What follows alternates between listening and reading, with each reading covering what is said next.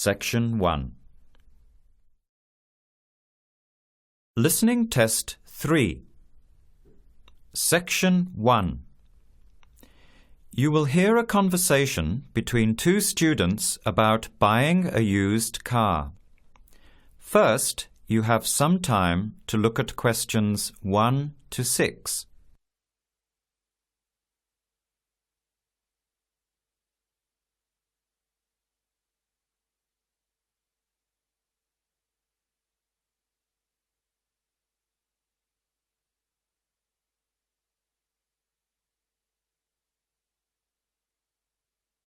Notice that an example has been done for you.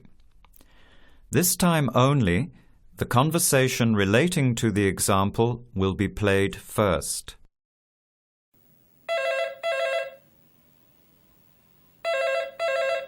Hello. Hello.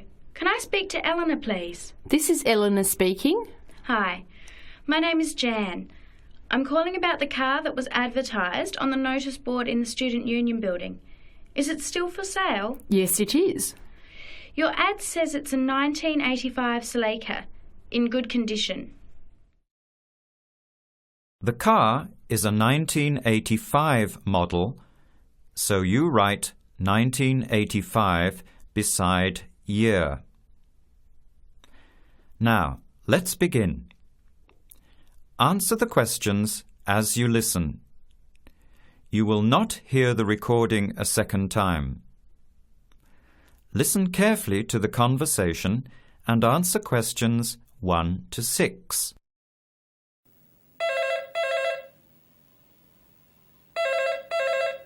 Hello. Hello. Can I speak to Eleanor, please? This is Eleanor speaking. Hi. My name is Jan. I'm calling about the car that was advertised on the notice board in the Student Union building. Is it still for sale? Yes, it is. Your ad says it's a 1985 Celica, in good condition. It's old, but it has been well looked after. My family has had the car for 10 years. I'm just the third owner and my mother had it before me, so we know its history. We've got all the receipts and records. It's had regular maintenance and the brakes were done last year. It runs really well but looks its age. Why are you selling it, by the way? Well, I'm going overseas next month to study. I'll be away for at least 2 years, so I have to sell it. Unfortunately, it's been a good car. You want $1,500, is that right? I was asking $2,000, but since I need to sell it quickly, I've reduced the price. Would you like to come and take it for a drive? I don't live far from the university. Yes, I'd like to have a look. What time would suit you? Any time this evening is fine. Well, I finish classes at 6 o'clock. How about straight after that? Say 6:30? Great, I'll give you directions. When you leave the main gate of the university, turn left on South Road and keep going until you get to the Grand Cinema. Take the first right, that's Princess Street. I'm at number 88 on the right. So it's 80 Princess Street? No, it's 88 Princess Street and the suburb is Parkwood. You'll see the car parked in front. It's the red one with the for sale sign on it. OK. Thanks, Eleanor. I'll see you later. Bye. Before you hear the rest of the conversation, you have some time to look at questions 7 to 10.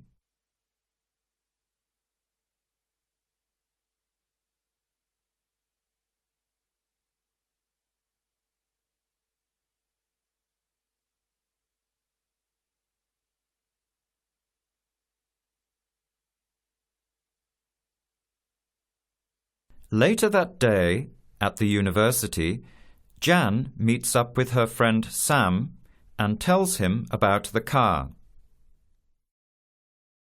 Hi, Sam. Hey, Jan. What's happening? I'm glad I ran into you.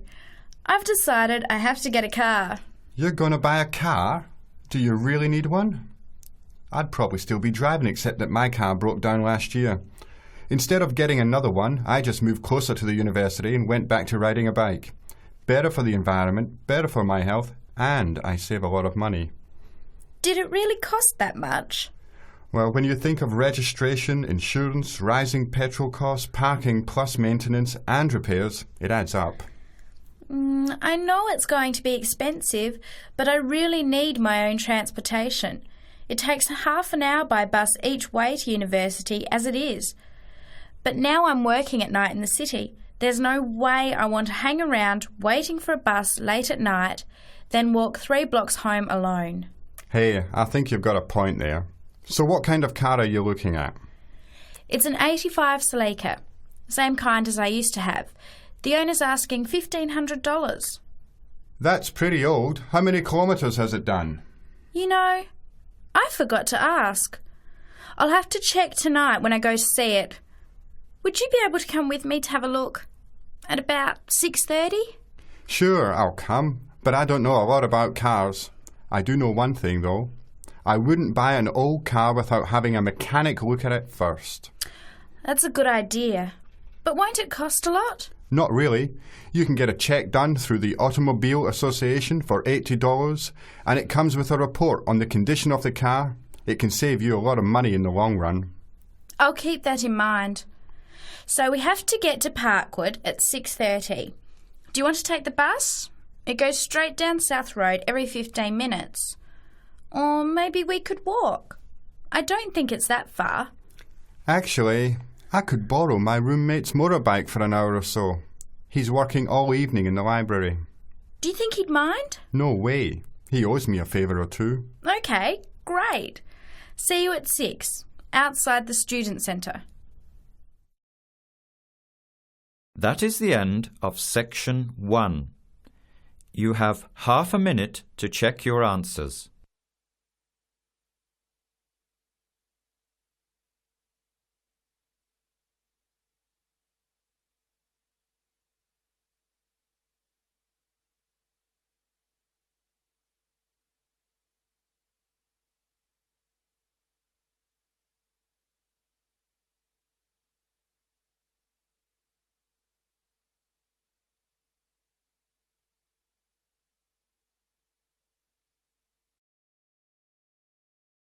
Now, turn to Section 2. Section 2. You will hear a guide giving instructions to a group of international students in Canada preparing for a whale-watching trip. Before you hear the talk, you have some time to look at questions 11 to 16.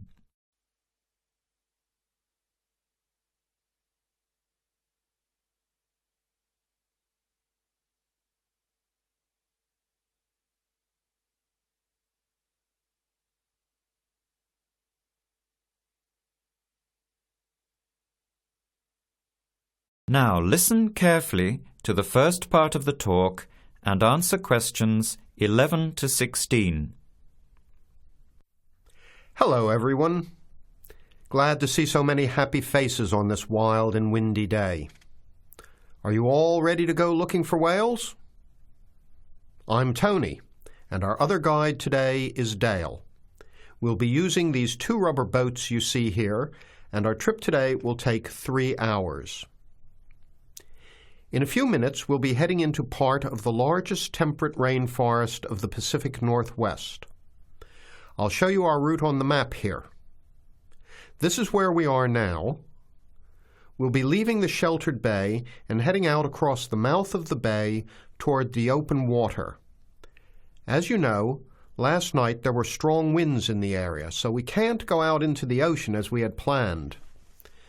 Near the mouth, the water will be quite rough.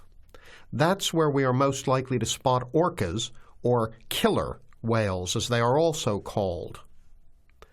After crossing the mouth of the bay, we'll enter the calmer, shallower waters. This is where you look for gray whales. Then we will continue up this narrow inlet close to the shore. You will have a great view of giant fir and cedar trees that have never been logged. Here is the place to watch for wildlife. You are likely to see bears along the shore and eagles in the sky overhead. Right at the back of the inlet here are the hot springs where we will be stopping for an hour. You can have a soothing soak in bubbling hot water before the return trip. I'll tell you a little bit about the whales now, because with the noise of the wind and the engine, you won't be able to hear much out there. As we head out in the boat, we will probably see dolphins first. They are a grey colour and quite small, 1 to 2 meters long. They will swim right beside the boat, racing along and sometimes jumping out of the water just ahead of us. They swim very fast, and they are playful and curious. They're really fun to watch. The next ones we'll see are orcas, or killer whales, which are actually members of the dolphin family. They are 7 to 8 meters long, very fast, and they have sharp teeth. Some stay in these waters all year round. We identify them by the distinctive black and white color. They feed mainly on salmon in these waters, but the orca diet can include seabirds, seals, dolphins, and other mammals. They can be fierce hunters, and this is why they are called killer whales. We should start watching for them as soon as we get out toward open water. We're likely to spot the orcas from a considerable distance.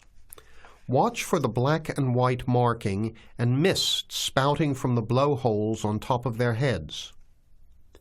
Just outside the inlet is where we will probably see gray whales. The grays are migratory.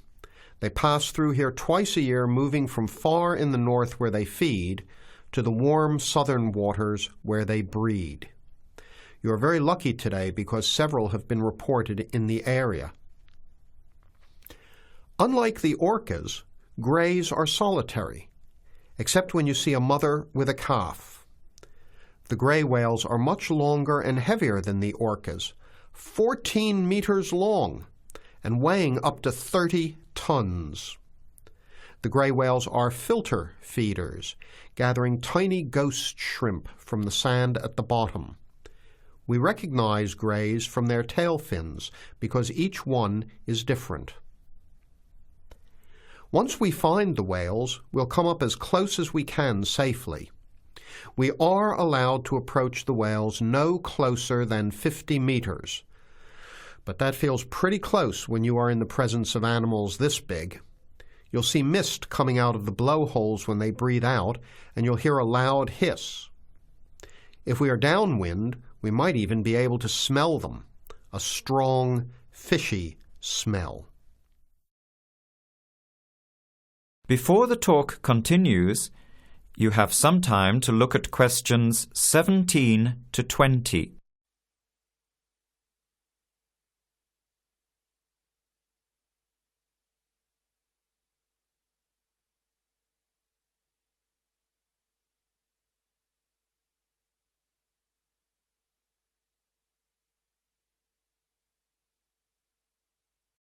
Now, as the talk continues, answer questions 17 to 20.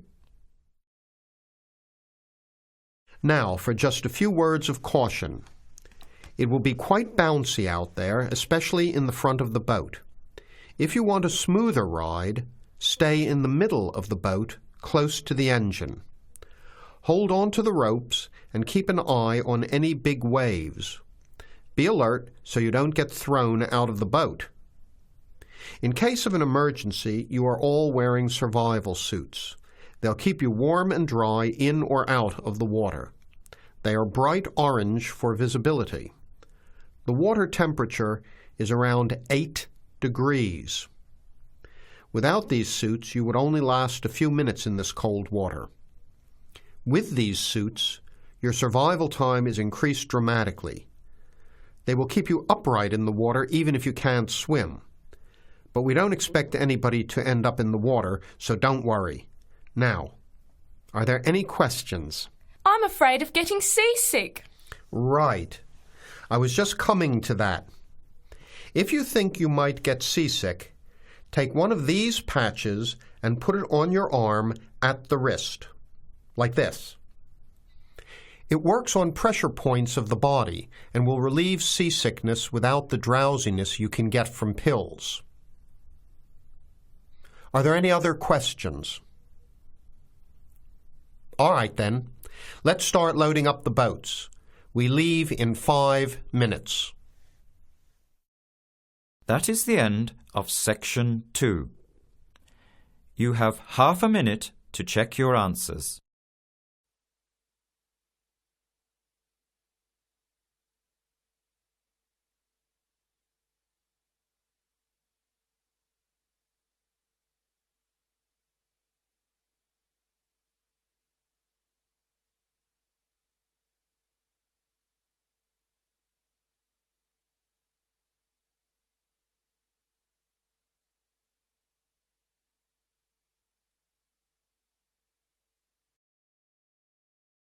Now turn to Section 3.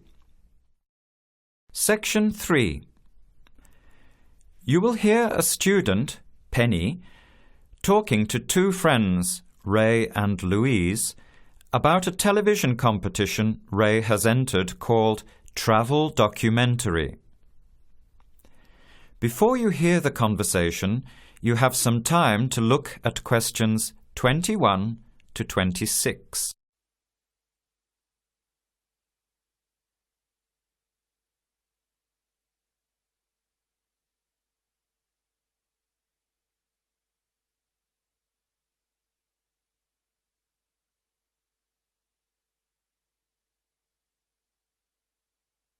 Now, listen carefully and answer questions 21 to 26. Hi, haven't seen you two in ages. What have you been up to? Hi, Penny. Ray is really excited. He's just been shortlisted for Travel Documentary. He could be off travelling around the world for 3 months. Travel documentary? What's that? You've never heard of it? Don't you watch TV? Well, actually, no, hardly ever. Especially since I've started working on my thesis. I don't have time to breathe, let alone watch TV. So what's this all about, Ray? Well, actually, it's a competition run by public TV. It involves my two great loves, travel and filmmaking. Is it that program where people are sent around the world making documentary videos? I have heard of it. Fantastic! So you've been chosen? Not yet. I'm one of 34 selected for an interview next week, so I've made it through the first cut. Yeah, there were over 200 applicants from around the country. Pretty amazing, hey? Well, I've been lucky so far. What's the next stage? 13 are chosen from the interview to do a 4-week training course in documentary filmmaking. Then, the 8 finalists get sent off with a video camera to travel around the world. Sounds incredible. What's the catch? The catch is that every 2 weeks you have to send in a 10-minute video from a different part of the world. It's broadcast on TV along with the work of 3 of the other competitors and judged by a panel of experts and the TV audience. So you're under a lot of pressure. Wow, I guess so. You mean you're on television every 2 weeks? Yep, that's right. But first I have to be selected. Do you have to have any filmmaking experience to apply? Some background in photography or video making helps, but you're not supposed to be an expert. In fact, you can't apply if you've already worked in filmmaking. We all get the same 4-week course, so we start with the same skills. Can you go anywhere in the world you want? Each competitor makes up his or her own travel plans and has to get them approved. Before the conversation continues, you have some time to look at questions 27 to 30.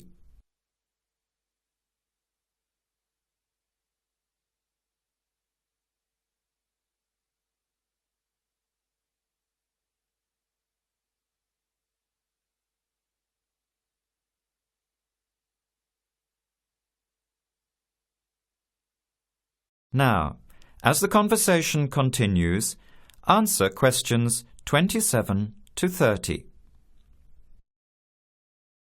Have you talked with anyone else who has done it? As a matter of fact, just last week I met Sarah Price, a girl from here who did it last year. What did she have to say about it? She said it was the most amazing experience of her life, but it was really tough at times. I think you'd have to be really brave to take off like that alone with so much responsibility. It's not like going on a holiday, is it? No. 2 weeks in a country, often where you can't speak the language, to find a story, film it, organise all the editing. Then you're off to a completely different part of the world to start all over again. Pretty exhausting, but exciting too. What a way to see the world. What about Sarah Price? Did she have any bad experiences? She said the worst part was when she got some mysterious fever in Mongolia and thought she might have to be sent home. Fortunately, it got better, but she said it was scary to feel really ill when you're alone so far away. So what made you want to apply? When I saw the program on TV a while ago, I thought, this is for me. I've always wanted to travel, but needed to work for a year before I could even think about it. Then a new series started up. I thought, now's my chance. Don't you think you'll be lonely? I don't think I'll have time to be homesick. I'm more worried about having too much to do and not enough time to get things organised. So we might be watching you on television in the next few months. I hope so, if I'm lucky. When will you know for sure? They choose the final 8 in March. A month later, you're on your way. So do you have to pay anything? Nothing. It's all paid for. Course, camera, flights, accommodation and in-country travel. The budget is pretty tight though. No extras. I sure hope you get it. Then I'll be finding time to watch at least one program on television every week. That is the end of section 3. You have half a minute to check your answers.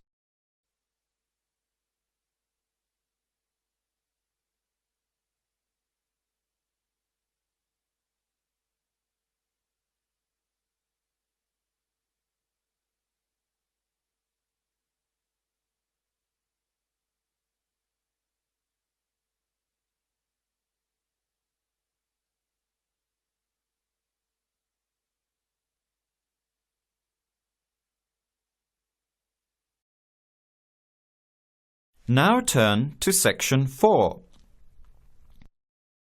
Section 4. You will hear a talk given by Kate Tomalin on the history of technology. First, you have some time to look at questions 31 to 33.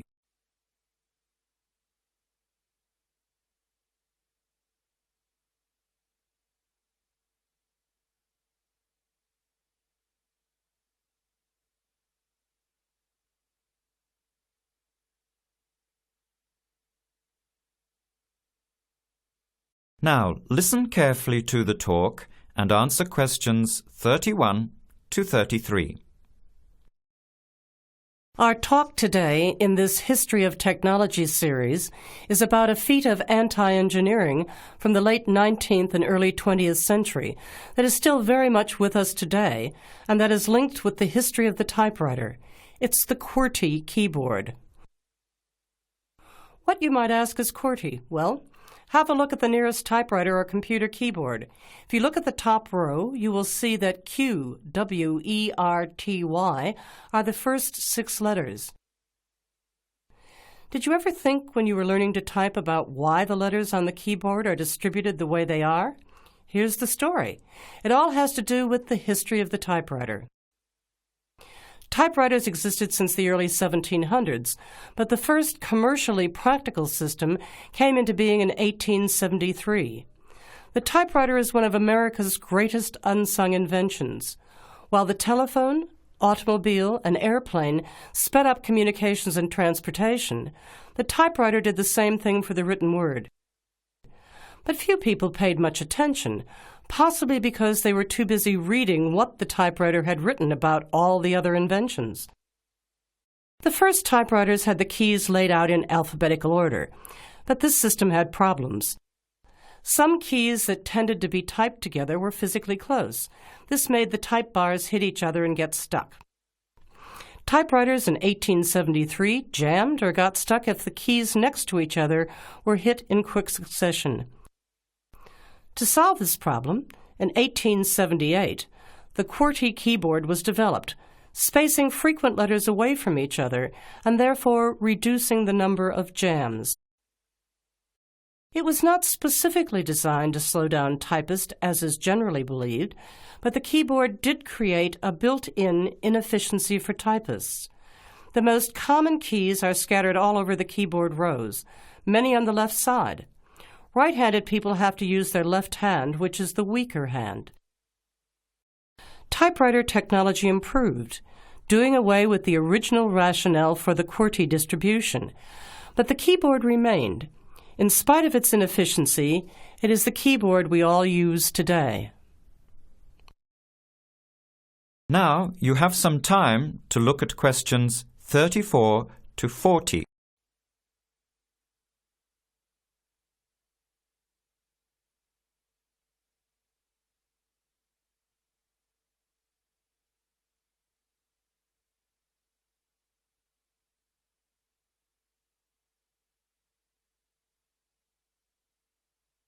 Now listen and answer questions 34 to 40.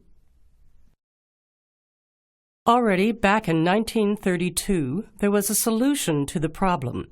Efficiency expert August Dvorak came up with a new keyboard layout. His home row consisted of A, O, E, U, I, D, H, T, N, S, which includes all of the vowels as well as the most commonly used letters. On this keyboard, over 3,000 words can be typed using only the home row. In fact, 70% of all the work can be done on the home row, 22% on the row above, and 8% on the row below. The QWERTY keyboard allows only about 50 words to be typed without reaching for other rows. In addition, on Dvorak's keyboard, the right hand handles 56% of the workload and the left handles 44%, just about the opposite of the division of the QWERTY keyboard. This is an advantage for most right-handers. The Dvorak keyboard increased accuracy in typing by almost 50% and speed by 15 to 20%. How much labor did this Dvorak layout save? In one study, a group of typists was evaluated in the use of both keyboards. Those using the Dvorak keyboard moved their fingers just about 1 mile on an average day, while those who used the QWERTY keyboard moved their fingers an average of 12 to 20 miles. The superiority of the Dvorak keyboard was clearly established. However, it has never been adopted as the keyboard of choice. Why? First of all, bad luck and bad timing on the part of the Dvorak team. First, there was the Depression, not a good time for introducing change. But the main factor that worked against the Dvorak system was habit. People were used to the QWERTY keyboard. Computers today could easily switch the arrangement of letters to the Dvorak layout, but it seemed that because of habit, the QWERTY layout remains dominant. People felt comfortable with the keyboard they learned on, so it was the established patterns of hundreds of millions of typists, manufacturers, typing teachers, and typewriter salespeople that have crushed all moves toward keyboard efficiency for over 70 years. It looks like QWERTY keyboard may be with us for a long time yet. That is the end of section 4. You now have half a minute to check your answers.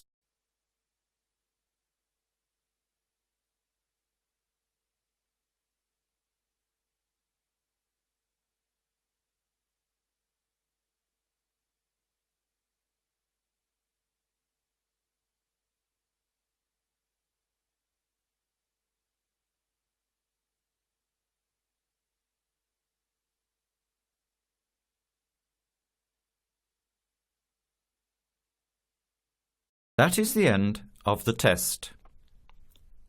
Now, check your score, but before you go on to the next listening test, look at the section in the book on how to improve your vocabulary and listening skills.